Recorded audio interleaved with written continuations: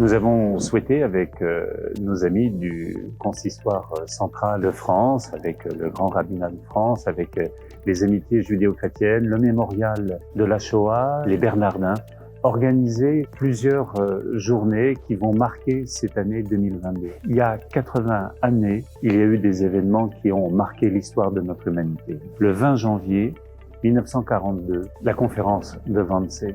15 personnes se réunissent. Une réunion qui dure moins de 2 heures et qui décide de l'extermination totale des Juifs d'Europe. La visée, c'est faire disparaître 11 millions de Juifs.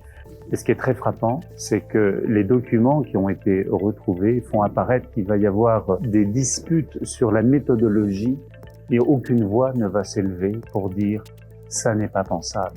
Nous ne pouvons pas tuer parce que des gens sont juifs. Voilà pourquoi il était essentiel de marquer cet événement. D'abord par une conférence ici même, dans les locaux de la conférence épiscopale française, avenue de Breteuil, et puis au mémorial de la Shoah, le 20 janvier, jour anniversaire de la conférence de Wannsee.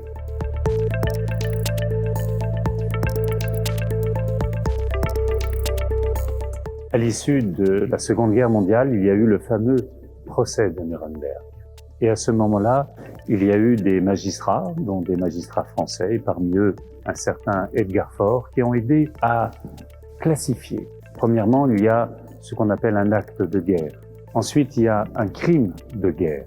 Après, c'est crime contre l'humanité. Et enfin, génocide.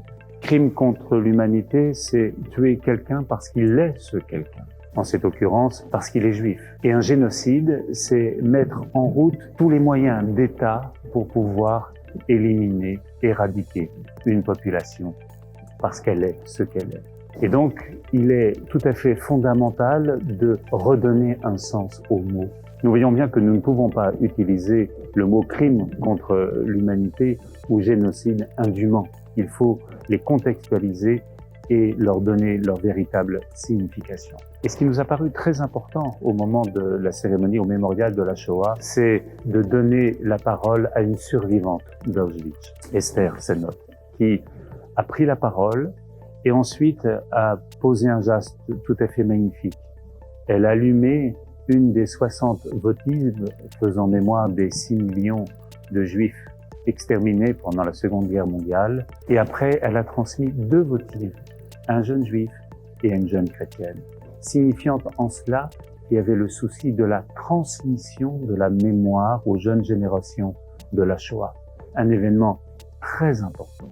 Faire en sorte que les jeunes générations soient porteuses du devoir de mémoire. Et puis, évidemment, à plusieurs reprises, durant cette célébration, il y a eu l'appel à la vigilance. Ce qui s'est passé hier peut se reproduire aujourd'hui et nous voyons combien la pandémie de la Covid fait ressurgir les fantasmes les plus éculés.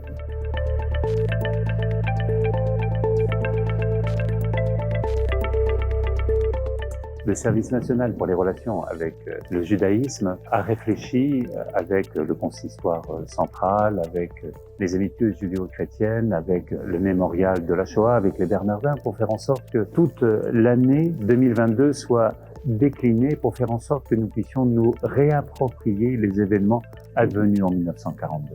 Donc la conférence de Wannsee, les rafles qui ont eu lieu en juin et juillet 1942. Et ce qui est très important aussi, c'est de mesurer ce qui s'est passé en août et septembre 1942. Par exemple, des grandes voix se sont élevées. Monseigneur Gerlier, Monseigneur Théas, Monseigneur Saliège, pour dire qu'il n'était pas pensable que l'on puisse attenter à la vie des Juifs, que l'on puisse les rafler, les tuer, au seul prétexte qu'ils étaient Juifs. C'était au nom même de notre humanité qu'ils ont élevé la voix. Et partout en France, des hommes et des femmes ont pris des risques considérables pour protéger hommes, femmes, enfants. Il y a eu des familles, il y a eu des congrégations, des évêques, des prêtres. Dans toute la France, il y a eu ce qu'on a appelé des justes parmi les nations. Et Le 7 septembre prochain, il y aura une journée de conférence au Bernardin qui permettra d'évoquer les justes parmi les nations. Et en fin de journée, nous nous retrouverons sur la place du Panthéon. Il y aura un temps de recueillement devant la plaque qui fait mémoire justement de ces hommes et de ces femmes qui ont été l'honneur de la France et de notre humanité.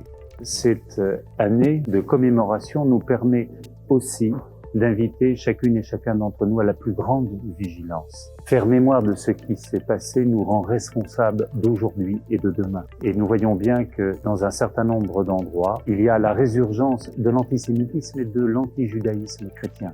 C'est une responsabilité collective de faire en sorte que nous puissions être des hommes et des femmes guetteurs de l'aurore fraternelle qui fait que tout visage humain nous est précieux.